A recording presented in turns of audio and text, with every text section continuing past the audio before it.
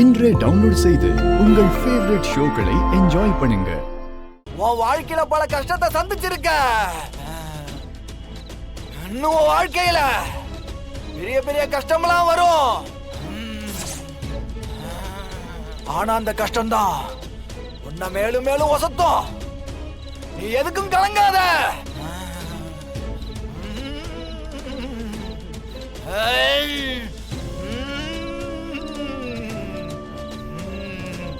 என்ன மனசுல தீராத காயத்தோட என் சன்னிதானத்துக்கு வந்திருக்கியா? பல வருஷமா நீ தனியாவே போராடிக்கிட்டு இருக்கிற.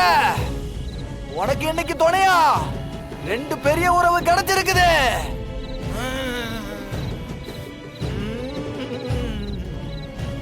அது ரெண்டும் உனக்கு எவ்வளவு பலமா இருந்தாலும் அதனால உனக்கு பெரிய சங்கடமும் வரப்போகுது.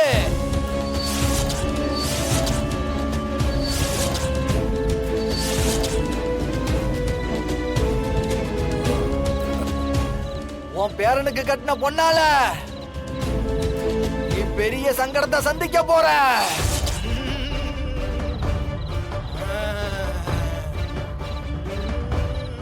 யாரால உனக்கு நிம்மதி சந்தோஷம் எல்லாம் கிடைச்சதோ அவளாலே அது போக போகுது.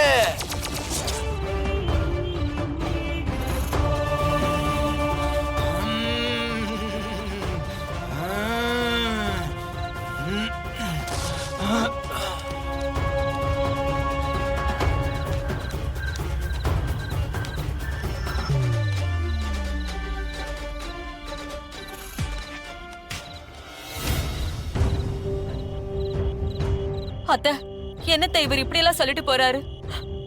தமிழால உங்களுக்கு என்னத்த ஆபத்து? பரவாயில்ல, நாம சொன்னதை ஓரளவுக்கு பக்காவா பண்ணிட்டான். இப்ப ரொம்ப சந்தோஷமா? நான் தான் ஆரம்பத்துல இருந்தே இவளை பத்தி சொல்லிக்கிட்டு இருக்கிறேன். யாராச்சும் கேட்டீங்களா? இப்ப பாருங்க, கடவுளே வந்து சொல்லிருச்சு. ஜனம்மா, சாமி ஏன் இப்படி சொல்லுச்சுன்னு எனக்கு தெரியல. நான் பழகின வரைக்கும் தமிழ் தங்கமான புள்ள. அந்த புள்ளையால உங்களுக்கு என்ன ஆபத்து வரும்னு எனக்கு ஒண்ணும் புரியல. அப்படியே கஷ்டம் வந்தாலும் அது தமிழ் அறிஞ்சு செய்யற தப்பா இருக்காது. ஆனா என்ன கஷ்டம் வந்தாலும் தமிழை மட்டும் விட்டுறாதீங்கம்மா. அது எப்படி அத்தா? சாமி உங்ககிட்ட ஒரு மாதிரியும் ஜனமா கிட்ட வேற மாதிரியும் சொல்லுவாங்க. என்னடா?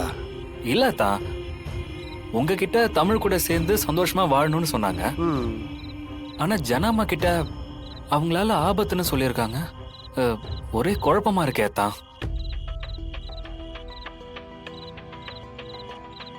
சரி, எது எப்படியோ எதுக்கும் நம்ம ஜாக்கிரதையா இருக்கணும் அத்தா. அத்தா, சாமி சொன்னது உங்களுக்கு ஞாபகம் இருக்குல்ல? இல்லத்தா, தமிழால தான் நீங்க இன்னைக்கு நல்லா இருக்கீங்களாம். தமிழோட சேர்ந்து வாழ்ந்தாதான் உங்க வாழ்க்கை நல்லா இருக்குமா? டேய் சும்மா இருடா. அவரே சும்மா ஏதோ உளறிட்டு போறாரு. இதெல்லாம் சீரியஸாவே எடுத்துக்க கூடாது, சரியா?